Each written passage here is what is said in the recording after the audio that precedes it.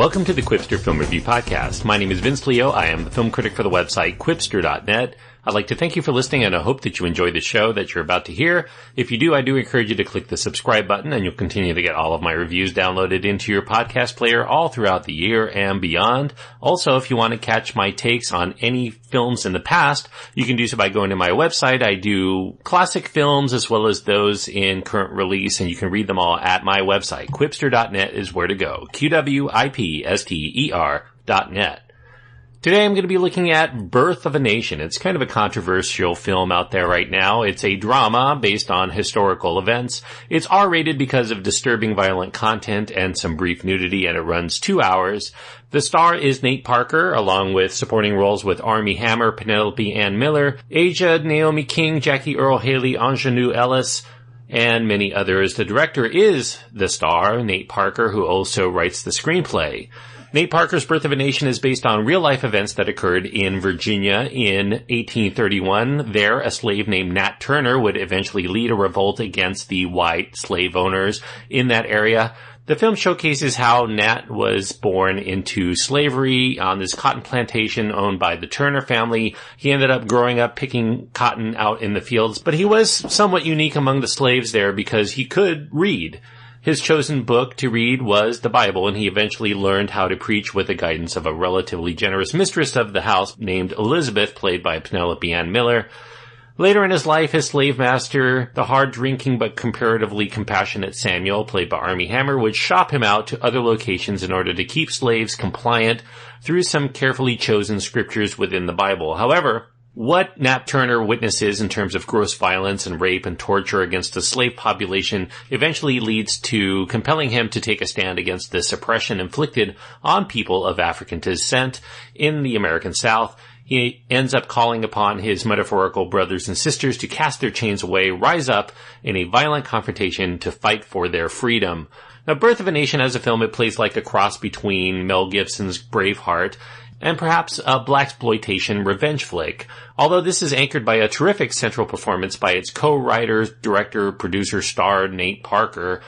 Regardless of how one feels about the picture overall, it's certainly a provocative one to take in. It elicits a range of reactions stemming from either discomfort at witnessing such appalling acts against humanity perpetrated by American slave owners to downright horror at some of the most repulsive depictions of inhumane treatment contained within. Nate Parker deliberately titled his film to that of the infamous one done over a century ago by D.W. Griffith at the beginning of the long-form narrative cinema age.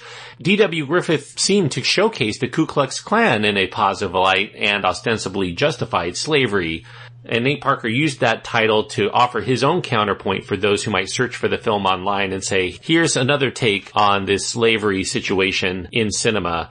With violence in many of today's headlines, particularly in terms of the police and the African American communities that they patrol, Nate Parker's film offers a very horrific look at some of the bitter, blood-stained roots of these racial conflicts within American society that not even an elected African-American president in Barack Obama can signal the end to, despite being a potent film in terms of the subject matter and having a handful of powerful scenes. Nate Parker's movie is also too uneven to wholeheartedly recommend as something that should get a Best Picture nomination, if not Best Picture award itself, despite some attempts at character development, which, with the exception of Nat Turner, end up being one-note caricatures, and building a case for Nat Turner's righteous anger turning toward murder. There's a curious lack of emotional impact at witnessing much of what we see take place throughout, possibly because we are persistently being reminded that we're watching a very stylized movie instead of seeing these characters and their situations as real, even if it's based on true events.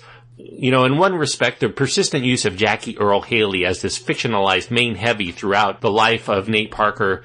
Jackie Earle Haley plays this man who cannot resist maiming or murdering runaway slaves, including Nat's father. It shreds some of the film's credibility by having very heavy-handed use of narrative device here of having a main nemesis, and the authenticity is in question in a piece like this that would lend it much more powerful than in having obvious embellishments in order to set up traditional narrative arcs. There's even a romance that's set up within the film as Nat Turner spies and persuades Samuel to purchase the lovely Cherry at a slave auction, again evoking memories of Braveheart.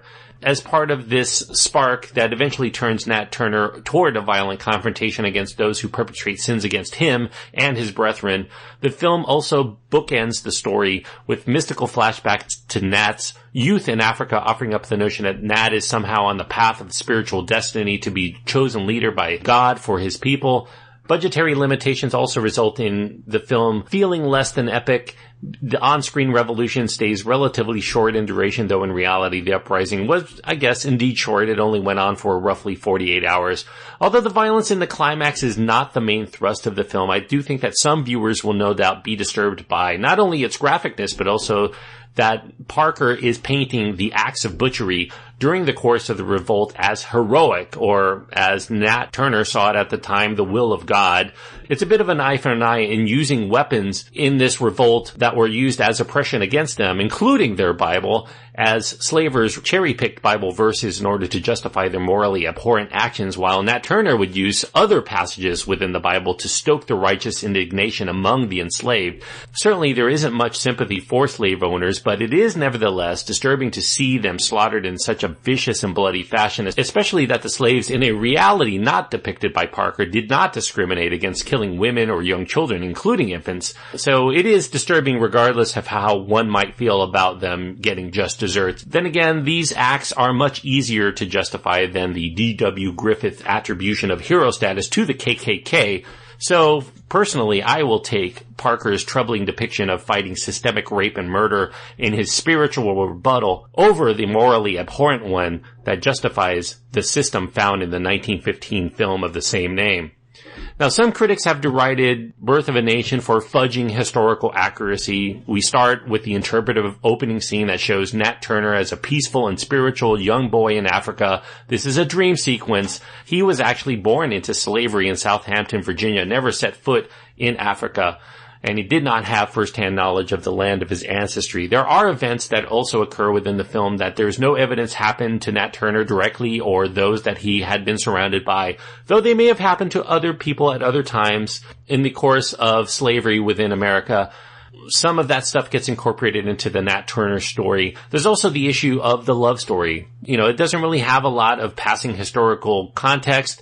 Given what happens in Cherry's arc, that's shown in the film as providing that spark that led to a proposed revolution, some viewers may feel misplaced emotions for Nat Turner's motivations that might not have otherwise been there if we were telling the story straightforward and only based on fact. The end of the film is also quite different than reality. It changes Nat's ultimate fate as a voluntary act of self-sacrifice to try to save people, when in fact he was captured in hiding. In Nate Parker's defense, he has admitted that he was striving for a higher truth in embellishing the Nat Turner story. He states this is fiction based on fact. And certainly these modifications are in keeping with most of the Hollywood versions of real-life events, which are regularly altered for dramatic license. It should be noted that I always treat films as fictional, regardless of whether they are indeed based on historical fact, because I ultimately base the films in terms of my judgment on them on whether they work as a film, whether they are good storytelling or not.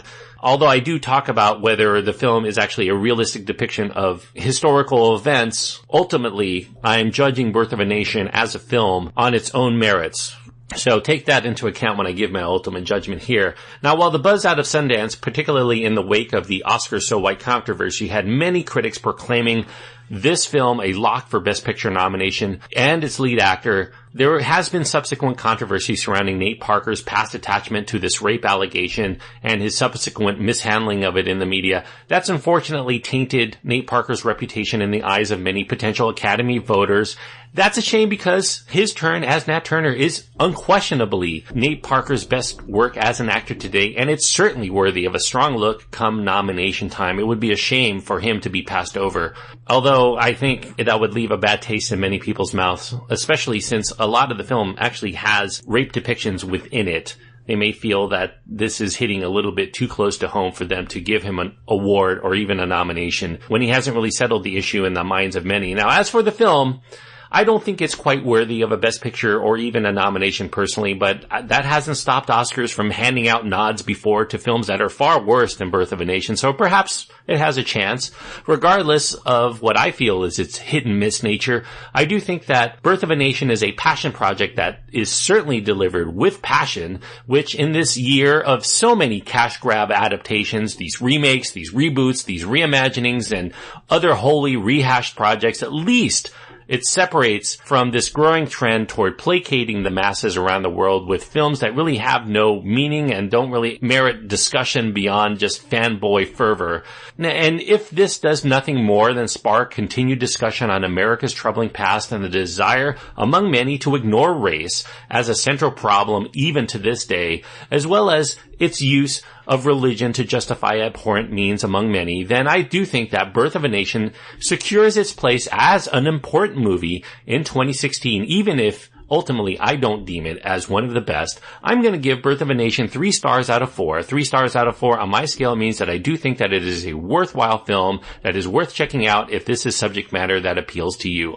If you're interested in the subject of race, if you are interested in hearing about what all the controversy is about and wanting to see it firsthand, I do think that Birth of a Nation is worth going to the theater to see, if for nothing else. It's actually a very potent drama.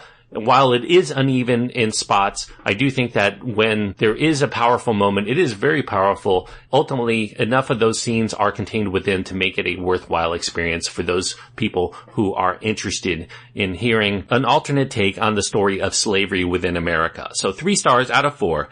For Nate Parker's Birth of a Nation. Thanks everyone for listening. I do hope that you enjoyed the review. If you do, I do encourage you to go to my website and check out many other of my reviews. Quipster.net is where to go. You can also find my contact information there, as well as links to my Twitter feed and Facebook page. That's Quipster.net, QWIPSTER.net.